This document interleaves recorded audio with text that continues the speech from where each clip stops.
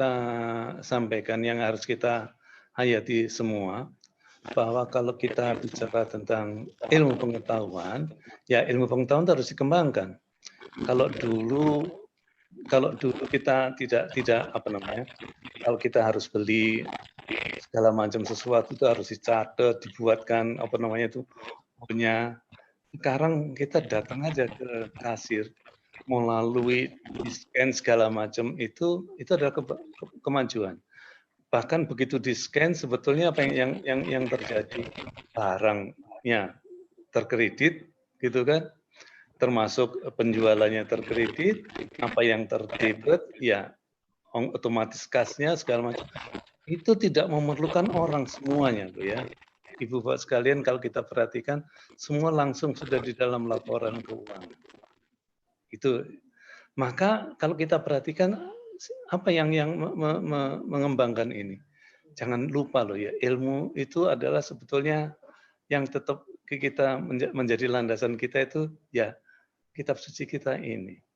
Bahkan kalau kita kembali lagi kepada Atorik itu ya. Atorik itu pukulan bintang. Pada waktu itu direkam, ternyata ada orang yang sedang ke bulan itu loh ya, mungkin dari China. Dia merasa dia pertama kali yang mendengarkan ada suara ketukan itu di dalam. Ternyata di dalam Al-Quran itu 1400 tahun yang lalu sudah ditulis, dan itu memang tidak terdengar dengan telinga normal, gitu kan? Yang harus yang bisa mendengarkan adalah kalau kita menggunakan alat-alat frekuensi yang tertentu. Itu sudah ada, dan suratnya juga ada. Itu salah satu contohnya Ibu Bapak sekalian, kalau kita perhatikan bahwa mempelajari segala sesuatunya itu ya silakan dikembangkan, tapi jangan lupa loh ya Bapak, asal-usulnya itu ada kaitannya dengan Al-Quran. Bahkan ya kalau saya sebutkan semua kemajuan gitu ya, semua kemajuan pelajarilah. Al-Quran tidak melarang untuk manusia untuk mengembangkan. Bahkan ini saja kalau saya lihat ini ya, gampangannya tangan itu digerakkan segala macam. Saya juga pernah melihat robot gitu ya, robot yang jalannya, robot itu tentu saja dengan elektronik. Dia jalan, begitu jalan dia terjatuh karena jalannya menurun, dia terjatuh dan dia bisa berdiri lagi. Ternyata untuk itu ilmunya bukan main.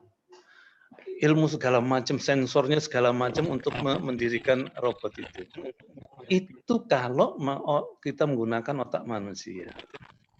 Tapi coba kita lihat, kita gerakan ini. Allah Subhanahu wa Ta'ala telah menciptakannya dengan mudah, 1 detik itu aja.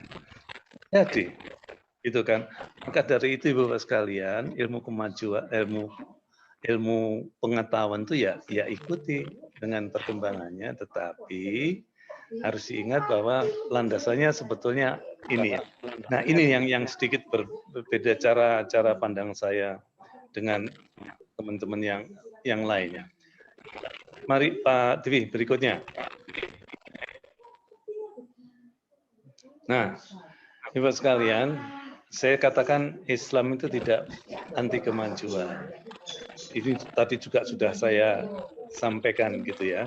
Tetapi intinya Ibu sekalian, bahwa di dalam kemajuan itu ada sesuatu yang harus untuk mengikutinya harus kita menggunakan akal.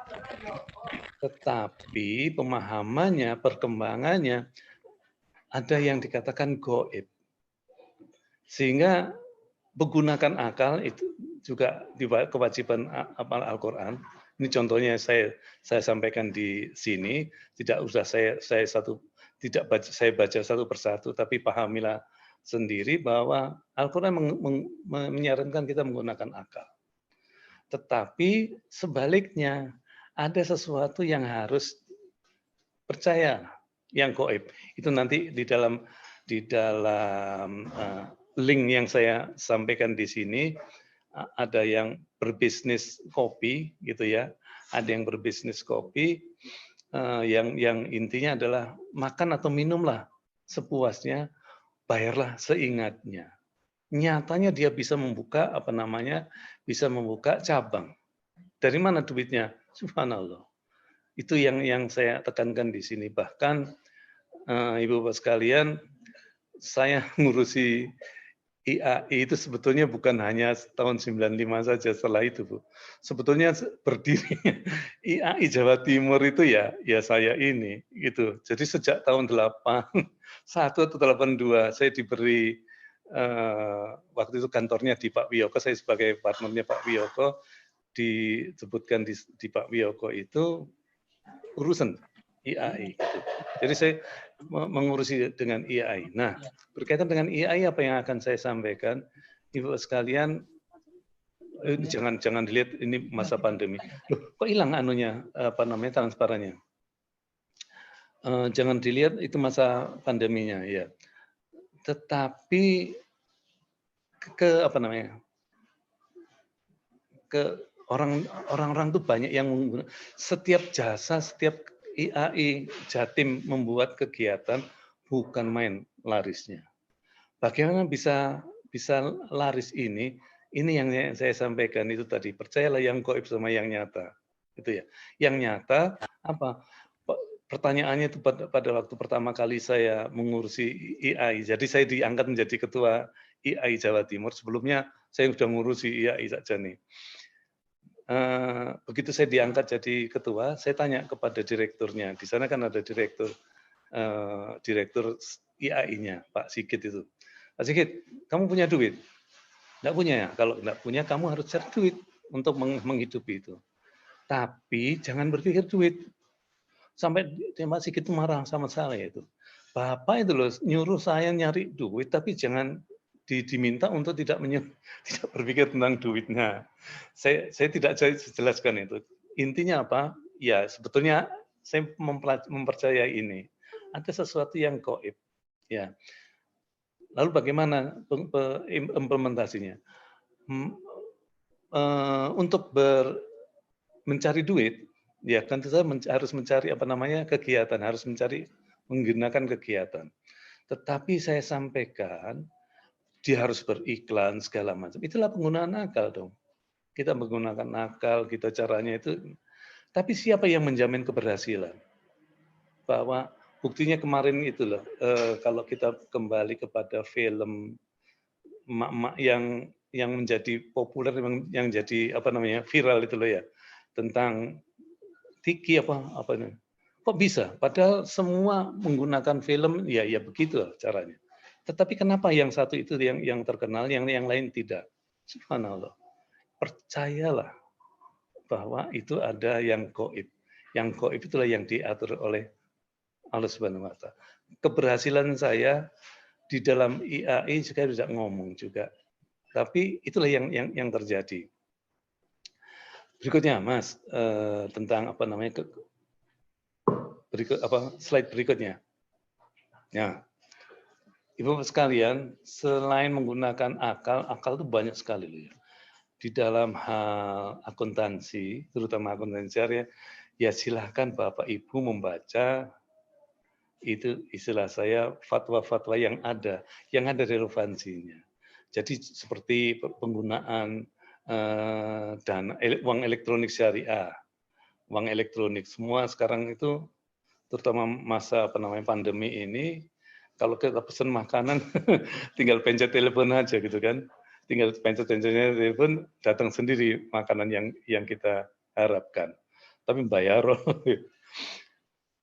itu uang elektronik yang ada di itu boleh enggak? Saya enggak ngomong bahwa di sini menurut DSN MUI boleh, tapi ada juga yang mengatakan itu haram. Saya tidak ahli untuk mengatakan itu haram atau halal. Tetapi nyatanya itu yang terjadi gitu kan. Juga tolong dibaca SAK syariah loh ya Ibu Bapak sekalian. SAK syariah itu ada yang mengatur. Nah, SAK syariah saya tidak membahas tentang mudharabah, suku segala macam. Ya sementara ini kalau semuanya dibahas enggak nututi gitu ya. Tetapi konsepnya yang harus kita perhatikan bahwa itu tadi yang saya sampaikan, ada sesuatu yang gaib, ada yang sesuatu yang nyata. Untung keuntungan duit itu yang dibahas di dalam standar laporan akuntansi. Padahal kalau menurut saya jangan titik beratkan pada makna untungnya itu. Maka nanti kita lanjutkan berikutnya. Jadi tolong dibaca loh ya, bahwa ada SAK segala macam yang kita sebutkan. Nah ini yang kita lihat. Apakah ini sebagai hambatan atau tidak? Menurut saya iya. Jadi kalau kita sebagai hambatan, kenapa akuntansi syariah tidak segera berkembang? Ini yang kita sampaikan di sini. Kita selamanya semua yang laki itu ya, pada waktu dulu sebelum COVID ini, sekarang ada dibuka, ada tidak, ada yang ke masjid. Maka dalam kalau ke masjid, imamnya itu pasti akan membicarakan salah satu ayat itu adalah ini.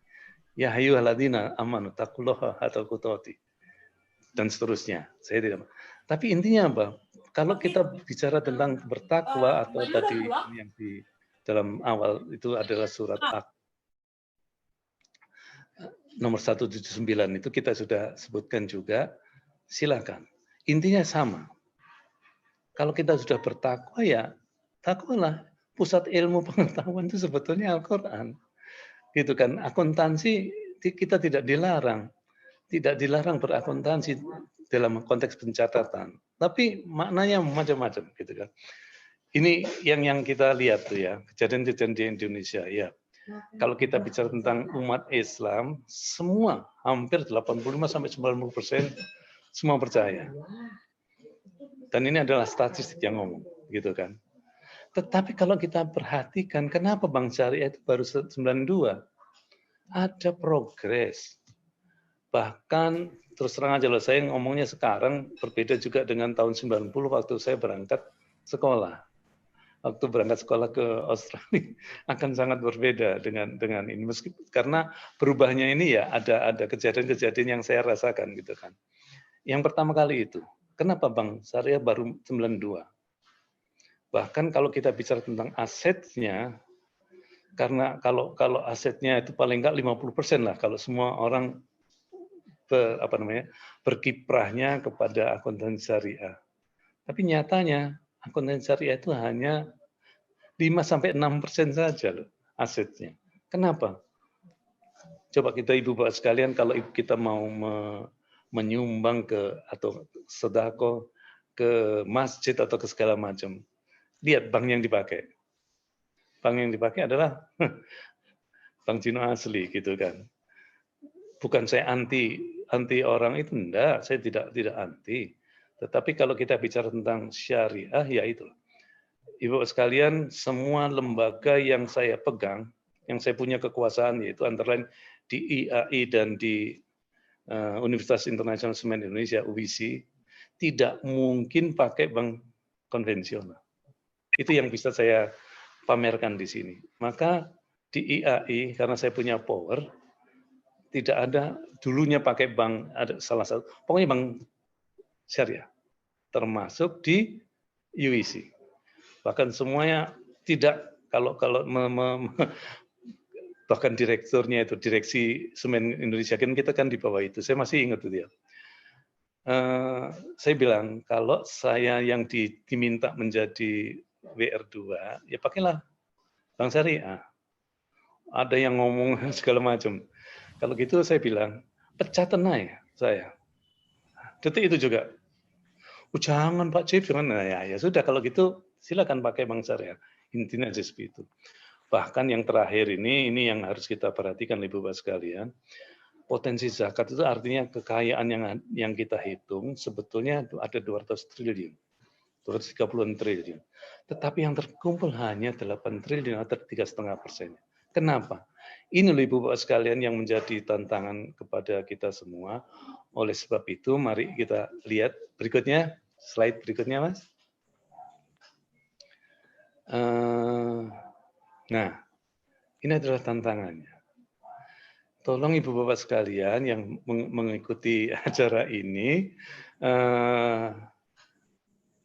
bahwa kita itu karena kita sekolah, kita dicekoki dengan ilmu-ilmu dari Barat, seakan-akan bahwa ilmu dari Barat itu benar semua. Loh, itu tidak salah. Contohnya COVID, ya kan? COVID yang sekarang sedang kita harus pakai harus pakai masker, harus menjaga jarak. Itu ilmu akalnya manusia dari mana di Barat? Ya itu benar memang, gitu kan? Ceritanya seperti itu. Yang kedua sudah, yang ketiga, akuntansi syariah bukan hanya lembaga keuangan untuk semua bisnis. Nah, ini Ibu Bapak sekalian. Jadi yang pertama kali nanti akan saya sambung bahwa pengetahuan ilmu pengetahuan Barat itu benar. Tapi landasannya seperti yang saya awal waktu saya sampaikan. Ya, Al-Qur'an loh. Kemudian katakan akuntansi syariah itu bukan hanya lembaga keuangan, tapi untuk semua bisnis. Bukan hanya itu sebetulnya, Ibu Bapak sekalian. Kalau kita berbahas tentang pelajarannya atau kurikulum yang ada di Indonesia itu loh, pokoknya sudah belajar akuntansi syariah boleh menggunakan label label akuntansi syariah. Temen dah itu. Maka dari itu ada salah satu mahasiswa tulisannya itu bicara tentang pemberian sertifikasi untuk akuntansinya. Karena sebetulnya bukan hanya itu. SDM, Ibu Bapak sekalian kalau kita perhatikan, SDM itu pada waktu intinya loh ya, kalau kita mengangkat SDM, jangan dianggap itu adalah pegawai. Tetapi itu adalah bagian dari kita, maka kita sebutkan, saya tolong ya diberikan ini, tolong sementara ini saya bisa memberikan ini. Untuk memberikan upahnya itu kita sebutkan. Itu adalah konsep dari SDMI, sumber daya manusia yang berkaitan dengan itu. Itu sebagai catatan itu. Jadi pertama kali kurikulumnya ya. Kalau Ibu Bapak sekalian sebagai dosen baru ngomongin. Tetapi kalau itu adalah saya tadi dengar dari Pak ada dari berbagai macam pemerintahan gitu ya. Ya sesuaikanlah Ibu Bapak sekalian. Memang apa yang saya sampaikan belum terjadi. Tetapi mari kita pikir bersama. Apa yang dimaksud dengan akuntansi syariah? Jadi bukan hanya hitung-hitungan uang kas saja loh ya. Mungkin kalau kita memberikan contoh Pak Alimuddin dalam konteks surat berapa ya? Nomor 261 itu. Intinya adalah itulah saya katakan saya tidak ahli Al-Qur'an karena apa? Ngapalkan itu aduh setengah mati bagi saya. Tapi intinya insya Allah saya ingat terus gitu ya. Intinya. Contohnya, kalau kita bersodako, dikatakan sodako itu kalau itu ditanamkan sebagai tanaman itu akan menjadi 7 bulir. Masing-masing bulir menjadi 100 bagiannya. Maka kalau kita menggunakan catatan, maka jangan hanya hitung-hitungan uang kas saja, gitu ya. Kalau kita menggunakan catatan itu, misalnya ada 90 juta yang kita kalau kita mengikuti hanya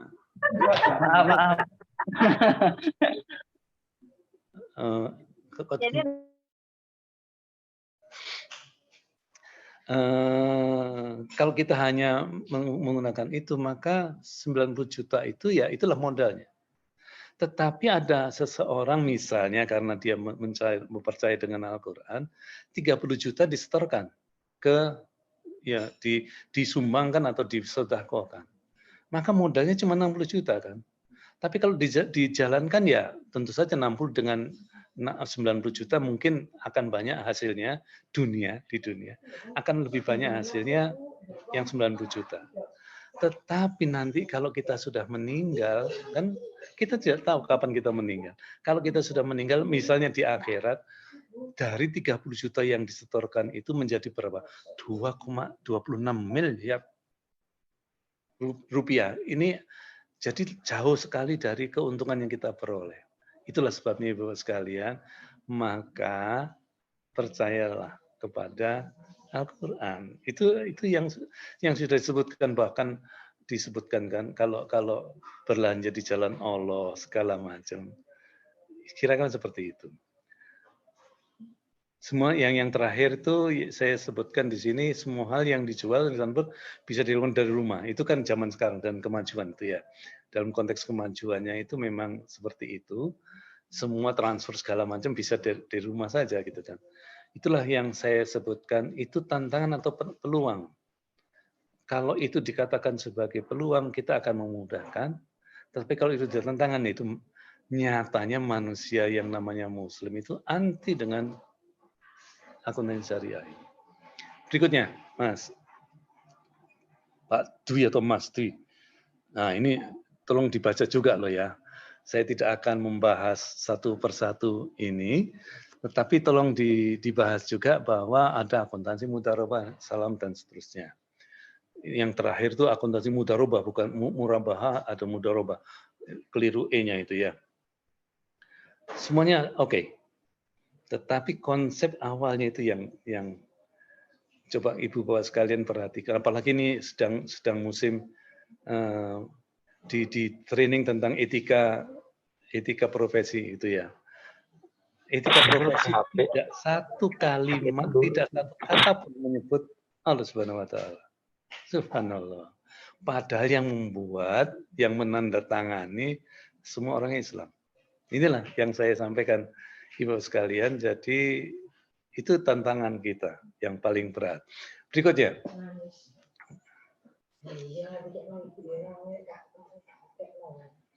Oke. Nah, ini istilah ekonomi Bapak sekalian tadi sudah saya sebutkan di sini. Sebetulnya saya dengan Bu Biarwati, Anies Biarwati sekarang itu kalau nggak salah jadi ketua partai apa namanya yang perempuan dalam kursi yang perempuan itu. Memang kalau bisa jangan pakai istilah ekonomi, tapi sebenarnya adalah iktisad. Kenapa saya sebutkan iktisad itu? Kalau kita masih bicara ekonomi, itu masih bicara tentang itu tadi yang saya berikut ini di bawah ini ada materialistik, egoistik, artistik, gitu kan. Karena apa? Ekonomi kalau kita bicara tentang income, ya ada kata-kata berkorbanlah sekecil-kecilnya untuk hasil yang sebanyak-banyaknya. Itu kan ekonomi. Teman itu, betulkah itu kalimat seperti itu? Kan yang tidak kan? Seharusnya ya berkorbanlah. Bahkan lebih banyak berkorban asal kalau kita bicara itu adalah berkorbannya itu di jalan Allah. Berikanlah pinjaman di jalan Allah. Itu yang menurut saya harus diperhatikan. Jadi segala semacam sumber ilmu itu ya kembali lagi kepada sana, gitu kan. Kenapa saya sebutkan MESA? Saya sependapat dengan Iwan Triwono itu ya Pak Iwan Triwono. MESA itu ini singkatannya. Ada materialistik, ada egoistik, ada scholar, ada istik. Coba Ibu sekalian kalau kita perhatikan ilmu ekonomi atau ilmu yang segala macam kita, semua hanya menitikberatkan pada materialistik. Antara lain misalnya kalau kita bicara hal-hal yang bisa dihitung dengan empiris gitu kan, itu akan dianggap benar. Padahal apa yang kembali lagi kepada apa yang saya lakukan. Bagaimana IAI Jawa Timur itu Mbak Burida itu sering ke sana juga bisa melihat itu kan. Antara lain saya beli yang hanya IAI Jawa Timur loh yang dulu tahun-tahun 2017 itu ya, yang bisa membeli kantor sendiri. Dari mana? Itu tadi yang saya materialistik itu hanya berpikir yang bisa dianggap material. Yang tidak itu bukan ilmu katanya seperti itu. Hanya ilmu itu hanya yang bisa dihitung dengan materialistik. Apalagi kalau kita bicara tentang egoistik yang saya contohkan di sini, rapat umum pemegang saham. Rapat umum pemegang saham, mohon maaf Ibu Bapak sekalian, banyak di sini yang saya tahu adalah pengurus perusahaan-perusahaan itu ya. Tapi yang kita perhatikan egoistis itu apa? Yang dipikir hanya duit, duit, duit, laba, laba, laba. Tak mungkin di dalam rapat umum pemegang saham kita bicara tentang sedekah. Itulah yang saya katakan egoistik. Bahkan sekuler dan aistik ya, antara lain, Ibu sekalian kalau kita bicara tentang rasa, kalau kita bicara tentang laporan keuangan itu tadi sudah saya sampaikan bukan hanya laporan keuangan saja loh ya, kalau akuntansi syariah. Tapi andaikan itu laporan keuangan, hanya laporannya. Padahal banyak sekali kegiatan yang misalnya niat. Niat itu gimana cara menjelaskannya? Itulah sebabnya ada full disclosure. Tapi full disclosure hampir tidak pernah diperhatikan, hanya dianggap itu sudah umum. Padahal seharusnya full disclosure itulah. Dan inilah kalau kita bicara tentang adanya rasa ini, rasa segala macam, itu bukan akuntansi. Itu yang disampaikan seperti itu. Berikutnya, Mbak, Mas atau Pak, aku lali. Nah, inilah Ibu sekalian yang saya katakan hanya memusatkan akal. Ibu Bapak sekalian tolong di-share dicoba sini sendiri ya. Saya tidak sampaikan di sini, tapi di-share bahwa apa yang dimaksud dengan bayarlah seingatnya, makanlah sekenyangnya, bayarlah seikhlasnya. Ini dua hal ini yang menyampaikan di situ. Menyampaikan di sini. Maka tidak cocok dengan ilmu barat. Karena apa? Berkorbanlah sekecil-kecilnya kalau kita bisa, cost-nya itu yang sekecil ini, hasil yang sebesar-besarnya. Teman itu. Apakah itu tidak against the agama, against religion? Kira-kira seperti itu. Padahal seharusnya ya berkorbanlah kalau perlu itu tadi yang saya dikatakan, makan sekenyangnya, bayar seikhlasnya. Ternyata yang membayar itu bukan main. Bahkan ya tentu saja untuk asal kita tujuannya tidak mencari duit gitu ya. Duit nanti akan datang sendiri. Kira-kira seperti itu. Pak Dwi, berikutnya apa lagi yang saya berikutnya. Nah, ini. Jadi ini yang saya sampaikan tadi itu ya.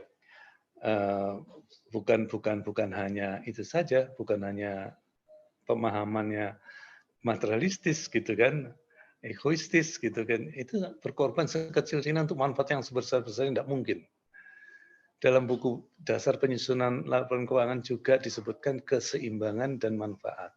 Ini yang saya maksud Ibu Bapak sekalian, bahwa di dalam laporan keuangan, kalau kita sebutkan sebagai laporan keuangan, akuntansi keuangan di sini adalah laporan keuangan, ada yang disclosure yang diperlukan. Banyak sekali disclosure. Sehingga kalau kita sampaikan itu sebetulnya ilmu akuntansi ini bukan hanya ngurusin itu saja, tetapi niat itu. Kalau disebutkan di sini substansi mengungguli bentuk gitu ya, kita paham semua istilah itu. Tapi kalau kita bicara tentang niat itu nggak tertulis dengan seperti itu kan. Maka kalau kita perhatikan di dalam buku pada buku disebutkan keseimbangan karakter kualitatif. Yang muncul apa? Ilmu barat itu seakan-akan paling benar, dan itu dijamin benar. Ini Ibu Bapak sekalian, maka dari itu kalau saya mengatakan akuntansi syariah, bukan akuntansinya sendiri, tapi ini yang saya sampaikan. Bahkan kalau dikaitkan dengan tujuan laporan keuangan dalam konteks ini adalah laporan keuangan ini adalah dalam konteks ini hanya membuat laporan keuangan, padahal sebetulnya itu adalah kesempatan kita berpikir kan. Menyebutkan laporan keuangan itu adalah berdoa karena nikmatnya, berzikir karena nikmatnya. Inilah yang seharusnya dilakukan. Dan itulah yang menurut saya menyebutkan nilai substansi itu mengungguli bentuk. Substansinya kita berdoa, gitu. Itu kalau laporan keuangan. Tetapi kalau akuntansi diartikan sebagai apa namanya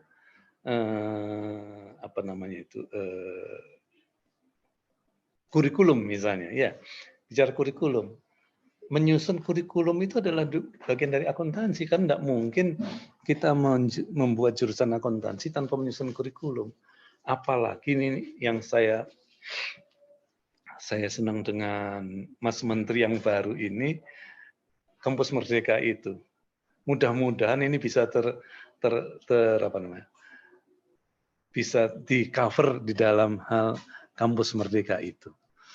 Jadi ini Ibu Bapak sekalian, laporan keuangan itu bukan hanya untuk itu saja, sehingga kalau kita kaitkan dengan mahasiswa saya, bicara tentang mengajak manusia itu untuk membuat perusahaan umroh segala macam itu, niatnya adalah seperti yang saya sampaikan itu.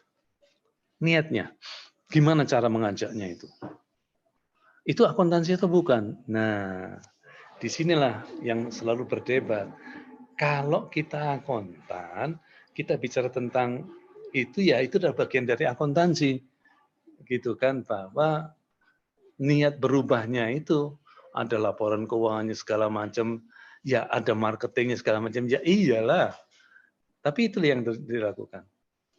Bahkan salah satu mahasiswa saya itu bicara tentang wakaf tunai yang diangsur melalui apa? Sampah, pembuangan sampah. Jadi sampah itu kan nanti akan dipilah-pilah oleh petugas sampahnya. Nanti itu dicatat, baru dijual, dan dicatatlah berapa nilainya. Itu yang akan dikembangkan. Itu akuntansi atau bukan? Saya karepmu. Kalau menurut saya itu adalah bagian dari akuntansi. Ceritanya seperti itu. Berikutnya, Pak Dwi. Nah, kalau kita bicara prospeknya, di mana-mana membuka jurusan pendidikan. Tetapi kalau kita bicara pendidikan, seakan-akan akuntan itu hanya ngurusi audit.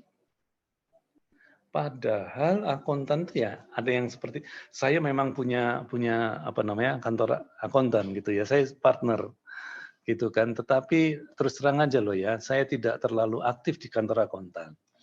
Saya yang lebih aktif itu adalah di dunia pendidikan. Maka ada akuntan pendidik, ada akuntan sektor publik, ada akuntan syariah, ada akuntan segala macam itu. Semua menggunakan istilah akuntan. Maka gimana pendidikannya? Tentang kurikulumnya, tentang pemahamannya, segala macam itu pendidikannya. Jadi semakin berkembang, gitu kan? Potensi implementasi yang semakin luas. Ya, implementasinya itu menurut saya cara berpikir kita. Cara berpikir kita menerapkan itulah ada apa namanya? Ada orang yang titik beratnya mengajak manusia kalau berbisnis apa namanya? Umroh haji ya sini. Ada yang mengajak ke apa namanya? Ada yang mengajak ke arah wakaf ya monggo gitu kan. Bahkan Ibu Bapak sekalian ada salah seorang mahasiswa saya itu yang mengkritisi tentang SAK wakaf. SAK wakaf apanya? Dia mengkritisi itu. Maka dari itu saya minta dia menuliskan problemnya ada apa, lalu bagaimana mengatasinya. Maka kalau kita bicara tentang metodologinya itu nanti kita tidak bisa lepas dari metodologinya. Metodologi itu macam-macam loh, tergantung dari apa yang bagaimana yang dia lihat. Maka intinya semua itu adalah kesiapan kita sendiri. Kita siap atau tidak? Andaikan tidak siap, saya sendiri mengalami perubahan lama sekali. Mungkin Pak Mangsun sudah saya ceritakan sedikit itu ya tentang di rumah sebelah saya itu adalah rumah saya sebetulnya yang dipakai anak saya. Itu sudah saya doakan sejak umroh yang pertama, umroh kedua kalinya, Ding. Umroh yang kedua tahun 2006 atau 2003 itu yang saya berdoa kepingin punya rumah. Sampai aku izin dewe. Ngawur ya betul aneh itu ya. Tapi alhamdulillah ternyata 2017 kemarin si pemilik itu loh nyodori ke saya harga rumah itu dijual ternyata. Dan alhamdulillah pada tahun ini saya punya duit. Andaikan itu dikabulkan tahun 2013 mati 2003 ya saya nggak punya duit untuk itu. Kira-kira seperti itu. Intinya Ibu Bapak sekalian, semua itu tergantung dari kesiapan kita.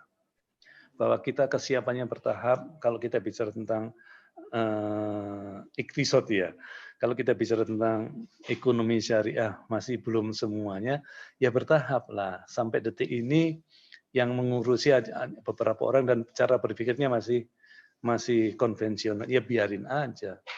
Gitu kan. Tetapi bagi yang sudah ingat, terutama yang sudah mendengarkan cara saya ngomong, ayo kalau bisa berubahlah sedikit demi sedikit ke arah sana.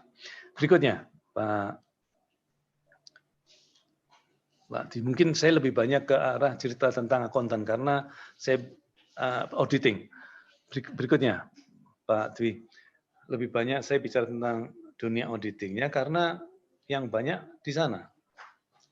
Akuntan publik atau akuntan KJA sekarang itu ya, KJA. Berikutnya, oke. Ini saya sampaikan Ibu sekalian. Jadi sebetulnya menjadi akuntan itu bukan hanya menjadi auditor loh ya. Ada yang menjadi seperti saya audit pendidik, akuntan pendidik. Ada yang menjadi akuntan syariah yang fokusnya kepada pemahaman syariah. Kalau kita bicara tentang audit, maka ingat loh ya, bukan hanya biaya financial, bukan hanya financial audit loh. Kalau financial audit ya audit keuangan seperti yang kita yang diajari itu. Tetapi juga pelaksanaan bahwa apakah perusahaan itu telah melaksanakan syariah compliance. Apakah sesuai dengan aturan syariah? Maka dia harus orangnya itu paham sekali tentang aturan-aturan syariah. Nah, kalau kurikulumnya saja tidak ke sana, maka dari itu jangan dipisahkan pemahaman kurikulum dari pelajaran ini. Jadi ada pelajaran yang menitik beratkan ke sana. Bagaimana tentang berbisnis, bagaimana berproduksi, bagaimana kita membeli barang yang lebih real gitu ya pelajarannya. Jadi bukan hanya saja. Maka dari itu yang sementara sekarang terjadi itu kan kurikulumnya sama saja. Hanya akuntansi syariah yang ditekankan. Teknik pencatatan syariahnya. Padahal ada pengetahuan-pengetahuan lain yang tidak bisa. Bahkan yang saya soroti Ibu Bapak sekalian yang dikerja di kantor akuntan gitu ya. Mari kita lihat para orang yang di kantor akuntan publik. Banyak yang non-muslim. Terus kita mau ngomong akuntan syariah. Apakah syariah itu bisa dipahami dengan akal saja, apa dengan kolbunya?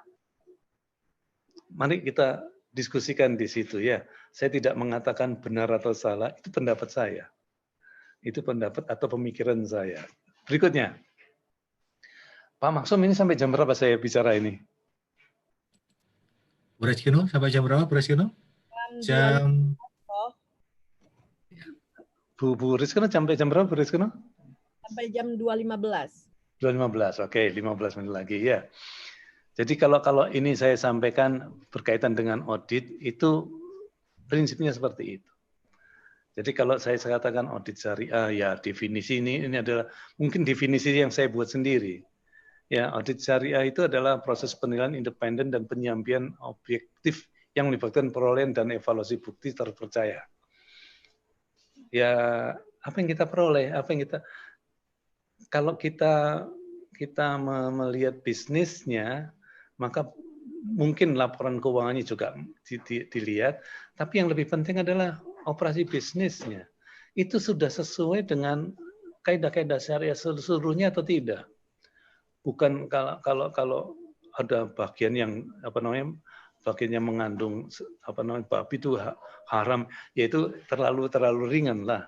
tetapi prosesnya bagaimana membuat hubungannya dengan karyawan, bagaimana proses produksinya, bagaimana menjualnya, itu kan semua harus dipahami.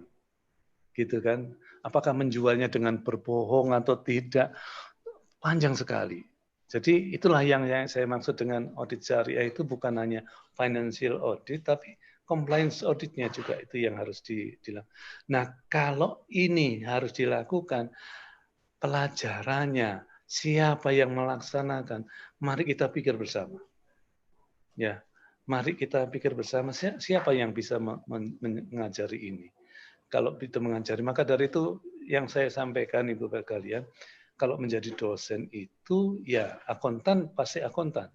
Tetapi ada knowledge yang rasanya kalau kita pahami semuanya itu gak ada wong itu ya. Termasuk saya kalau harus mempelajari bagaimana detail perkembangan Al-Quran setengah mati, aku harus sekolah lagi. Ya itulah kita harus bergabung. Ada dosen yang dari IAIN, ada dosen yang berahli dengan akuntansi, bergabunglah. Maka jadilah yang namanya audit syariah itu. Itu kata saya gitu ya. Berikutnya.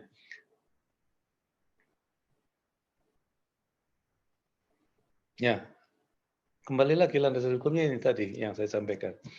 Jadi memastikan kepatuhan syariah itu adalah itu yang titik beratnya. Jadi financial audit ya penting gitu kan. Tetapi kalau dikatakan auditor syariah ya harus ke sana.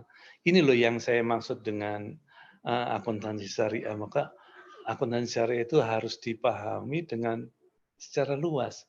Ya bisa bicara tentang tekniknya, bisa bicara tentang auditnya, bisa bicara tentang sejarahnya, gitu kan, sejarahnya dan segala macam. Maka yang saya sampaikan nomor 3 ini, perhatian tidak terhadap seluruh proses kepatuhan syariah memicu dampak negatif bagi manusia. Ini yang saya titik beratkan di sini. Jadi semua manusia itu harus paham. Tidak mungkin menurut saya hafal aturan dari fatwanya, hadisnya, Al-Qur'annya gitu kan, tapi hatinya tidak di sana. Maka dari itu akuntan syariah itu harus, menurut saya, harus orang yang betul-betul di sana. Kalau keempat, audit dan mereview syariah adalah 2 jalur pertahanan penting untuk memastikan kepatuhan syariah. Itu tadi. Jadi kalau bukan hanya lembaga keuangan gitu kan, dan institusi-institusi lainnya. Misalnya Ibu Bapak sekalian, bagaimana kita menegakkan BMT? Kita kan harus tahu kondisinya seperti apa yang di lapangan dan seterusnya. Itu kita harus tahu sebetulnya apakah dia menguasai atau tidak. Kalau iya, kalau tidak, apa yang harus kita lakukan? Jadi lebih real lah itu yang menurut saya kita lakukan, kita perlukan sekarang ini kondisi yang lebih real, bukan hanya sekolah saja, tetapi bagaimana kita mengimplementasikan ide kita. Itulah sebabnya saya ngomong juga karena sedang guru ya tentang gender, analisa gender. Ada mahasiswa saya yang bicara tentang analisa gender di kantor akuntan. Kita selalu mengatakan laki karena dibanding itu. Lalu yang dia kepinginkan omongkan itu adalah bagaimana aturan-aturan Islam. Maka dia melakukan yang namanya library research atau documentary research. Itu yang dia lakukan. Karena dari dokumen-dokumen yang dia baca itu, lalu dia simpulkan, maka gender itu masalah gender bagaimana menurut Islam. Itu akuntan atau bukan? Akuntansi atau bukan? Mari Ibu Bapak pikir bersama bahwa akuntansi itu demikian luas maknanya. Termasuk itu. Itu menurut saya juga bagian dari akuntansi. Berikutnya, Pak Di. Ya ini ada perbedaannya gitu ya. Tadi juga saya senang dengan hal ini karena titik berat kita itu selalu bicara tentang finance aspect. Ukurannya adalah ketaatan terhadap standar akuntansi. Ya iyalah, gitu kan. Tetapi kalau audit syariah, macam-macam. Ya ketaatan perusahaan dan anggota terhadap bisnis yang sesuai dengan ajaran syariah. Jadi bagaimana memproses bisnisnya, meliputi saya katakan meliputi proses produksi, marketing, sumber daya insani, gitu kan, dan laporan keuangan. Itu harus sesuai dengan syariah. Jadi yang kita pelajari banyak itu adalah laporan keuangan syariah, tapi SDI itu jarang. Maka jurusan syariah itu nantinya harus ke sana. Harus mempelajari ini. Apakah itu jurusan mengikuti sekarang atau jurusan akuntansi? Bahkan Ibu Bapak sekalian kalau masih ingat dulu di kampus mana itu SNA di kampus Manado. Waktu di kampus Manado saya sudah ngomong loh ya. Nanti akuntansi syariah itu miliknya jurusan akuntansi atau jurusan ekonomi, fakultas ekonomi yang mempunyai program studi syariah. Itu sudah saya omongkan sejak itu, sampai sekarang terjadi. Waktu saya sedang rapat di Fakultas UNER, di Fakultas Ekonomi UNER, apa yang terjadi? Semua, katakanlah 90% itu Muslim. Begitu ngomong akuntansi syariah, diem semua. Katanya itu urusannya karena ada divisi ekonomi syariah, itu urusan ekonomi syariah. Begitu saya ke sana tanya kepada kaprodinya, apa yang dijawabnya? Loh ya bukan dong, itu urusan akuntansi. Dengan kata lain, tidak ada yang ngurus. Karena ini menurut saya sangat-sangat penting berkaitan dengan hal ini. Berikutnya, Pak Dwi.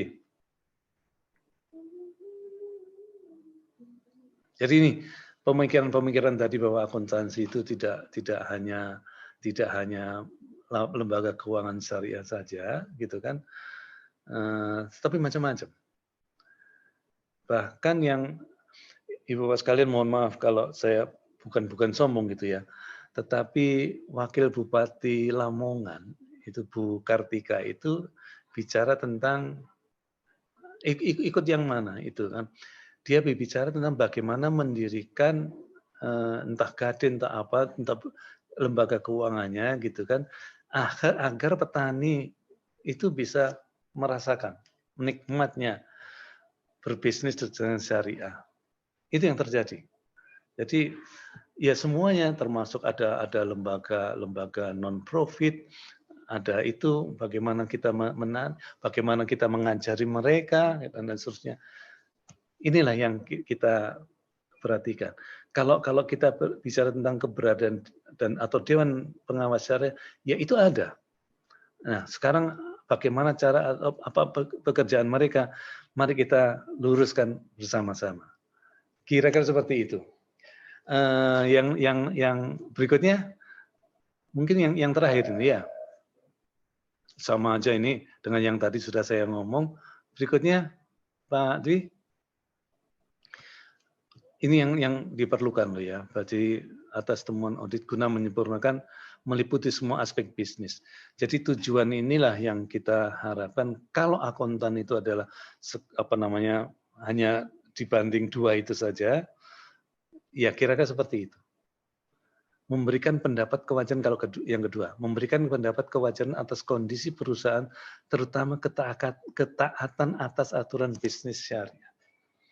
Termasuk fatwa MUI segala macam itu nyambung atau tidak di sana lah. Jadi audit syariah itu bukan hanya financial audit tapi yang seperti ini.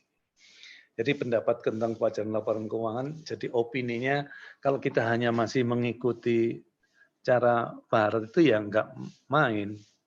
Karena titik beratnya ada pada financial audit. Padahal audit syariah sangat berbeda. Lebih complicated. Kira-kira seperti itu.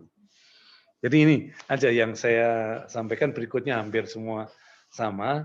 Monggo kalau ada yang perlu disampaikan, ditanyakan, monggo. Saya mengikuti saja, ada Bu Reskino di sini. Baik, Terima kasih Prof, sangat menarik apa yang disampaikan bahwa sebenarnya kita cara pandang yang harus kita perbaiki ya Prof ya.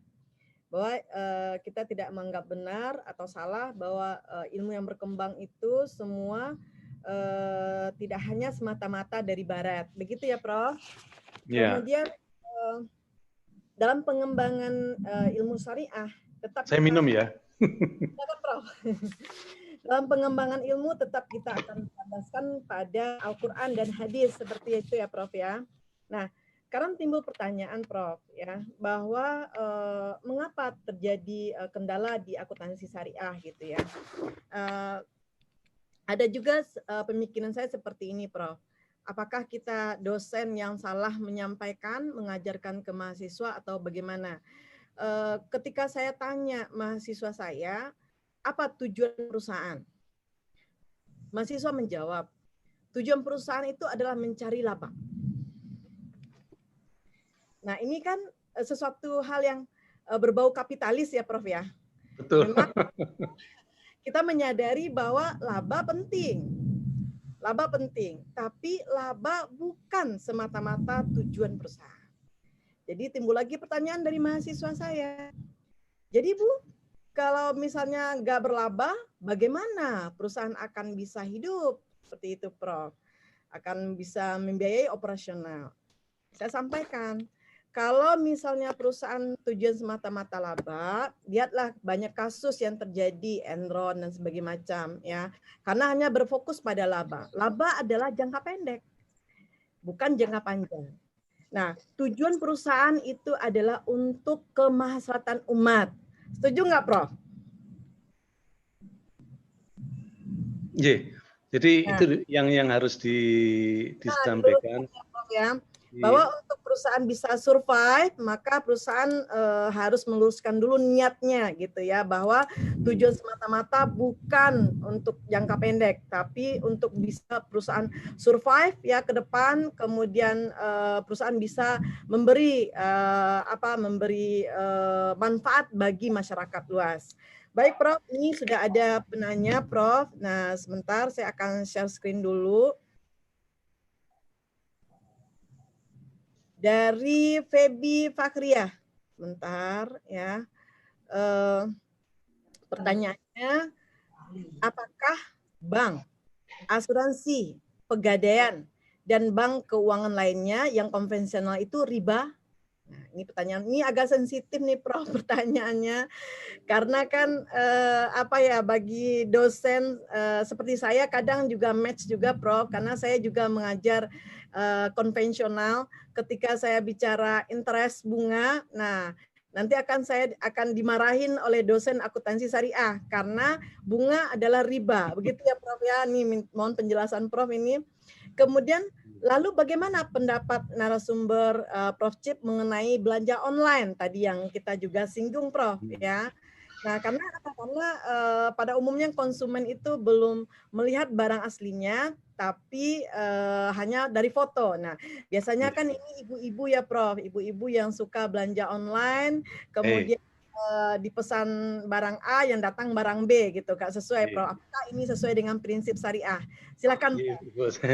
Saya omong dulu, saya jawab dulu ya Bu Febri Fahriah ini laki atau perempuan?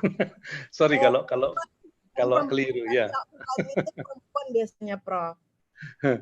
Jadi kalau ditanya tentang lembaga keuangan yang konvensional itu mengandung riba atau tidak gitu ya. Perempuan gitu ya, perempuan. Ternyata Febri perempuan. Anak saya juga namanya juga Febri loh. Febri anak saya. Karena lahirnya Februari golek gampangnya. Waktu saya karena laki dia komplain nama saya. Yang banyak namanya perempuan. Kebetulan ada yang laki juga ternyata, itu saya tunjukkan kepada dia. Baik, itu tidak ke sana gitu. Bagi itu riba atau tidak? Maka kalau kita bicara riba, ya bacalah aturan-aturan riba itu yang bagaimana. Saya tidak berani mengatakan itu riba atau tidak di sini, tetapi kalau itu membuat pengeluaran-pengeluaran yang di luar apa namanya, di luar kemampuan kita yang sudah kita biasakan. Yang namanya riba itu tambahan, ya kan, tambahan, tapi bukan tambahan berkaitan dengan harga jual, memang sudah disepakati bersama, tapi itu adalah berkaitan dengan pembungaan, kira-kira seperti itu.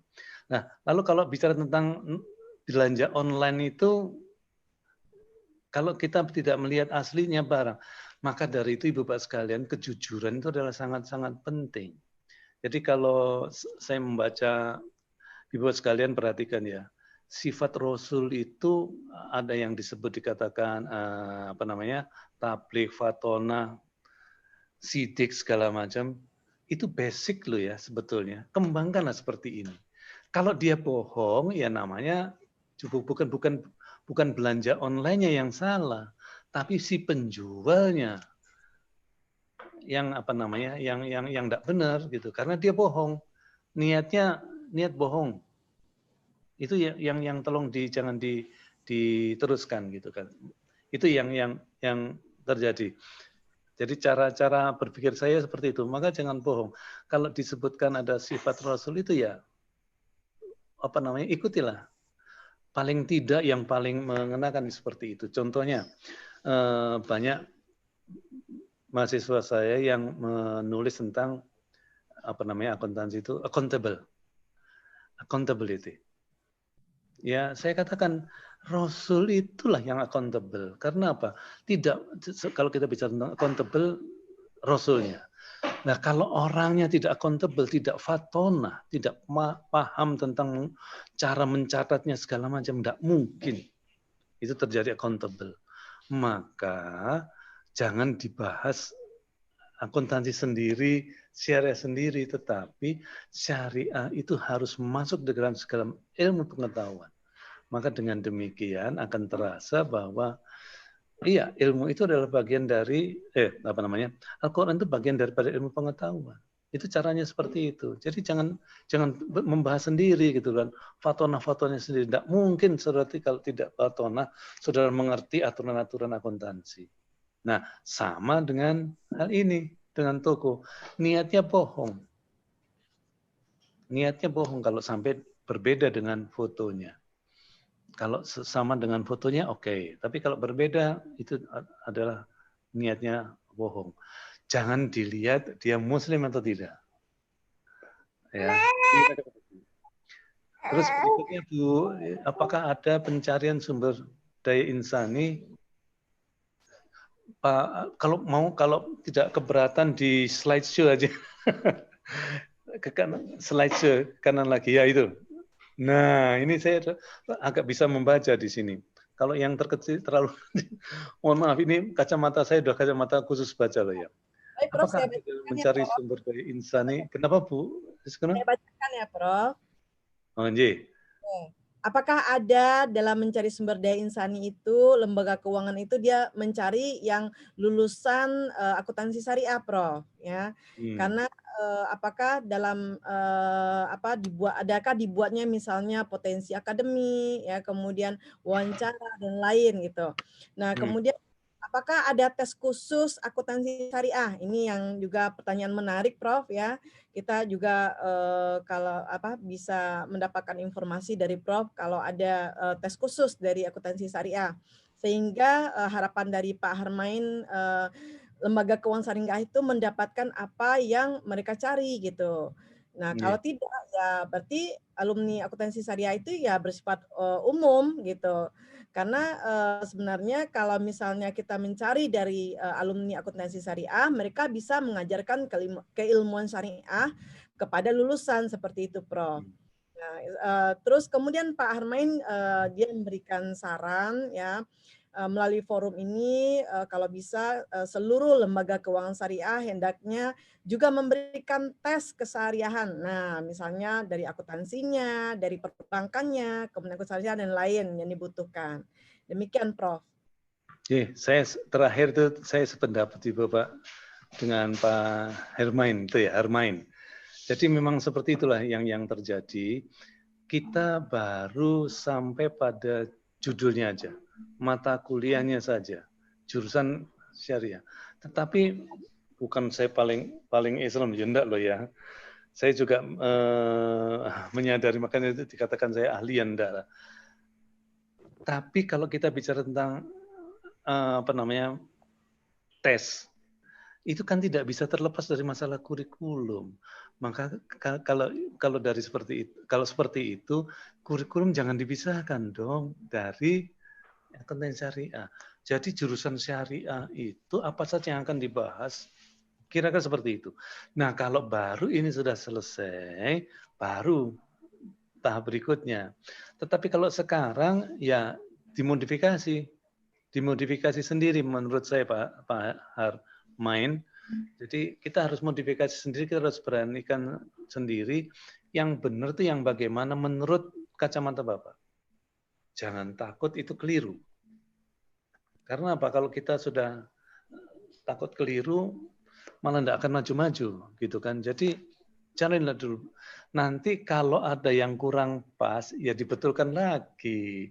Maka dari itu proses ini adalah tidak 1 detik, gitu ya. Ada proses yang berkepanjangan. Ibu Bapak sekalian, kenapa saya ngomongnya seperti ini sekarang gitu ya? Dari teman-teman saya yang dulu ya tidak menyangka seperti ini. Tapi sebetulnya saya berubah berpikir itu adalah karena saya sekolah di saya sekolah di Australia, di negara kafir, di negara orang yang tidak tetapi apa? Kalau bicara tentang ketepatan waktu, alhamdulillah, ini tadi tepat waktu. Padahal tepat waktu kita on time. On time itu apa? Coba Ibu Bapak sekalian perhatikan. Kalau kita sholat, dikatakan sholatlah tepat waktu. Kecuali ya memang kita banyak kemudahan. Andaikan sholatnya nanti dijamak segala macam, ada kemudahan. Tapi kan apa kata Allah? Itu hadis apa Allah itu yang di sini karena saya lupa itu ya. Tapi apa yang dikatakan itu bahwa sholatlah tepat waktu supaya apa? Baru pemikiran kita yang gunakan. Artinya apa? Kalau kita gunakan, kalau kita sholatnya tepat waktu, kita bisa mengatur waktu, kita bisa mengatur jadwal, sehingga ketepatan waktu itu hubungannya dengan jadwal. Jadi panjang sekali Ibu Bapak sekalian. Nah, itu dari mana? Ibu Bapak sekalian yang saya katakan Pak Harmain dari UINSU Sumatera Utara itu ya. Dari UIN Sumatera Utara itu, ya kita harus berani mengatakan diri. Nanti kalau kurang pas, nanti kan ada yang mengomentari. Kira-kira seperti itu. Gitu Bu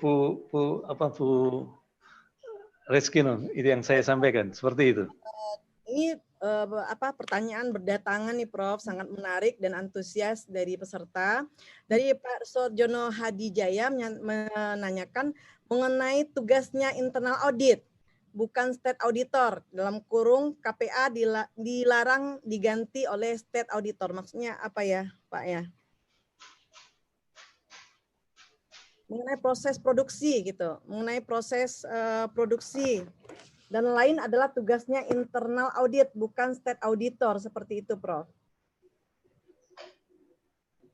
Oh, maksudnya itu bukan urusannya external audit, itu internal audit. Ya silakan, maka dari itu pemahaman audit itu yang diluaskan, gitu kan? Bukan hanya financial audit, tapi segala macam. Boleh nggak itu proses produksi itu diperiksa oleh oleh external auditor? Dalam konteks ini, menurut saya, mari kita rubah cara berpikir, jangan seperti konvensional. Audit syariah itu lebih complicated, gitu kan? Jadi ada proses audit, internal audit itu menyiapkan tentang proses auditnya. Tetapi kita sebagai external audit kan boleh memeriksa. Nah, boleh atau tidaknya memeriksa ini, mari kita atur bersama-sama. Gitu ya. Jadi apa yang saya sampaikan ini bukan ilmu yang sudah selesai, tapi kita harus berpikir dan kita harus perjuangkan untuk implementasinya bagaimana. Bentuknya harus didesain kembali gitu kan. Jadi memang apa namanya, termasuk complicated gitu ya. Ya, memang hampir semua pelajaran yang kita peroleh itu adalah berwawasan Barat. Saya katakan Barat tidak salah, tidak sama, kecuali dalam pemahaman-pemahaman tertentu. Jadi kalau apa namanya, hipotesanya oke, gitu kan. Tapi Ibu Bapak sekalian, kalau kita bicara hipotesa marketingnya oke. Tetapi siapa yang bisa menjamin keberhasilannya? Itu yang saya sampaikan di dalam IAI tadi. Saya berani ngomong itu karena saya menjalani. Ya, saya menjalani prosesnya berapa tahun. Mulai tahun biru ya sampai berhasil itu. Itu yang Ibu sekalian termasuk tadi Bu Reskono, kalau bisa laba itu jangan menjadi tujuan utama. Ini sama saja dengan mencari laba itu ya. Saya sebagai wakil rektor di UIC itu diminta juga untuk bicara, karena ini kan pendaftaran pada masa COVID ya, banyak yang minta diskon. Bagaimana caranya? Ya aturlah. Yang penting bagi saya niatnya.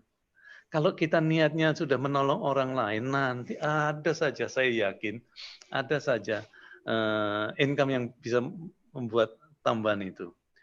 Contohnya kembali lagi kepada saya, gitu ya. Contohnya kepada saya lagi. Kok bisa saya yang namanya guru besar itu bukan hanya Cipto loh ya, banyak sekali. Tetapi kenapa saya yang didatengin oleh orang teman-teman dari Semen Gresik, kok saya yang diminta? Subhanallah. Itu loh yang disebut yang gaib itu. Jadi yang gaib jangan dipikir hanya semua yang dipikir bisa dipikir dengan dengan kepala sendiri. Itu apa yang tidak kelihatan, setan sekarang. Ya bukanlah. Tetapi kenapa saya yang ditunjuk? Itu loh yang gaib. Ceritanya seperti itu. Jadi balik lagi kepada Pak Sarjono. Jadi mari kita rubah juga berpikir bahwa audit itu bukan hanya financial audit, tapi segala macam. Ini belum dituangkan di dalam tugas-tugas. Kira-kira seperti itu. Terus mengenai apa? Pak Slamet Abdul Rizki dari Universitas Nahdlatul Ulama. Ya.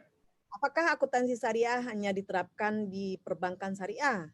Ataukah ada di perusahaan? Saya sudah ngomong tadi ya, jadi jangan hanya perbankan syariah, tapi seluruh bisnis.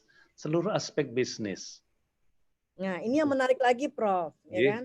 Bagaimanakah profesi akuntansi di masa depan akan hilang? Nah, ini kan ada kematian dari profesi akuntan ya, Prof. Karena berkembangnya teknologi, sehingga semua digantikan oleh mesin. Apa yang harus dilakukan oleh seorang akuntansi? Bahkan yang baru masuk akuntansi, maksudnya yang baru masuk perkuliahan ya, baru masuk S1 maksudnya, Prof. Agar di masa depan bisa berguna untuk kerja. Demikian. Ya, kalau menurut saya itu tadi, robot itu hebat ya, pembuat robot bisa jalan di jalan yang menurun gitu ya, jalan yang menurun kepleset bisa berdiri lagi. Memang di situ diperlukan robot, cara berpikirnya manusia. Tapi kalau dibanding dengan manusia lebih hebat enggak? Jauh lebih hebat. Termasuk jangan takut menurut saya bahwa teknologi itu nanti akan menggantikan manusia secara umum. Enggak mungkin. Enggak mungkin. Contohnya, Ibu sekalian, kalau kita pernah menggunakan telepon, coba di dalam telepon itu apa yang Ibu pikirkan dengan apa yang disampaikan oleh mesin penjawab. Contoh yang barusan saya alami ya. Saya itu mau tanya kepada PDAM itu loh. PDAM, saya bulan ini bayar, ternyata bulan lalu lupa. Harus tanya ke siapa? Mesin itu tidak ada yang bisa menjawab sama sekali. Maka sama dengan akuntansi. Akuntansi ya akan berkurang. Ya fungsinya. Maka dari itu para dosen yang mengajar, bukan hanya mahasiswanya loh ya, dosen yang mengajar juga harus paham tentang hal ini. Lalu apa yang akan kita berikan? Jangan hanya berpikir seperti yang yang dulu-dulu harus berpikirnya. Maka dari itu gunakanlah teknologi, gunakan segala macam. Nanti bagaimana temuannya, saya yakin setiap orang nanti akan berpikir tentang hal ini. Jadi jangan takut kalau saya Pak Slamet, saya mengatakan tidak mungkin 100% digantikan manusia dengan teknologi. Bahwa teknologi itu membantu manusia, yes. Lalu berapa jumlahnya? Walau kalau kita bicara tentang sekarang ini loh ya, akibat teknologi, kurir, jumlah kurir naik atau turun? Menurut saya malah naik. Tetapi barang yang ada di barang yang ada di toko segala macam itu tetap pengirimannya kan tetap, iya kan. Tapi tentang teknologi akuntansinya, iya berkurang. Saya pernah waktu saya menjenguk anak saya yang sekolahnya di UK, saya tanya kepada anak saya, Mas, itu kok banyak sekali orang ngantri di toko ngapain? Ternyata ngambil barang pesanan yang itu tadi. Itu tahun 3 tahun yang lalu loh ya. Di sana itu sudah seperti itu. Jadi orang datang ke toko itu hanya untuk ngambil pesanannya saja. Kalau di sana tidak ada kurir, ya, yang ada orang sendiri. Maka tiap orang itu menunjukkan dirinya. Nah, bagaimana titik beratnya adalah nomor telepon dengan jati dirinya itu. Padahal jati diri tidak ada KTP kan di sana. Kira-kira seperti itu yang terjadi. Bagaimana kita membuktikan? Maka intinya jangan takut akuntansi itu akan menggantikan semuanya, tetapi baik mahasiswa maupun dosennya, ayo berpikir bersama-sama. Bagaimana menggunakan itu? Termasuk di tempat saya, mohon maaf Pak Slamet, saya juga pamer karena saya juga di UIC gitu ya. Kalau di UIC namanya skripsi itu nomor 3 atau nomor 4 gitu ya. Tetapi laporan, namanya aja laporan, bentuknya kita diskusikan bersama, keluarnya karena kita masih diperiksa oleh dikti ya, namanya tetap skripsi.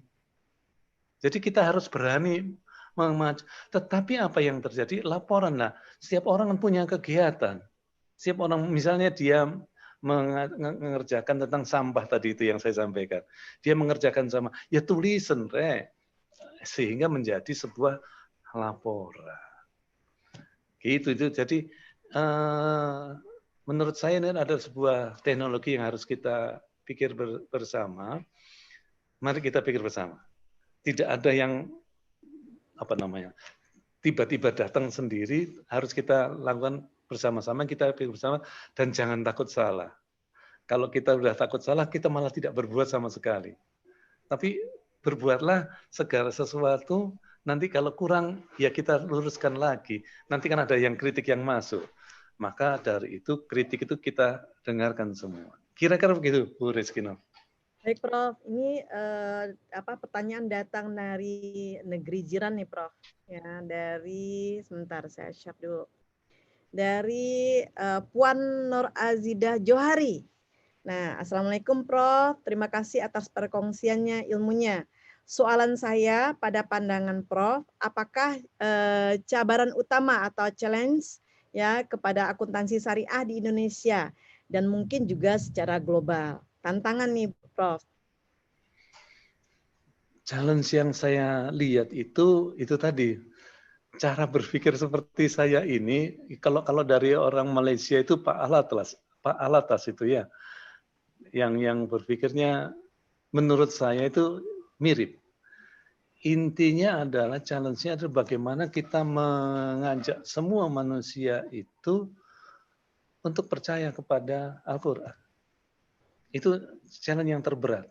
Sehingga nanti pelajaran akuntansi segala macam kita cupliki, intinya adalah dari sana. Tetapi bagaimana aplikasinya itu adalah challenge. Challenge-nya apa? Kita mengajak Bu Nur Razida. Ya. Nur Razida itu laki atau perempuan? Perempuan, Prof. Perempuan, ya. Jadi Puan, seperti itu. Jadi Ibu kalau itu tantangannya dari kita sendiri. Bagaimana kita mengajak semua orang untuk berpikir seperti ini. Itu adalah tantangan menurut saya yang tidak mudah. Karena apa? Kalau saya nggak tahu di Malaysia gitu ya. Kalau di Indonesia hampir semua orang mengatakan beragama. Tetapi begitu kita ngajak ngomong seperti ini, waduh nanti dulu gitu. Kira-kira seperti itu. Itu adalah tantangan yang terberat yang harus kita lakukan. Jadi intinya di situ. Bu Nur Zida Jauhari, ya gitu ya. Kira-kira seperti itu yang harus kita lakukan.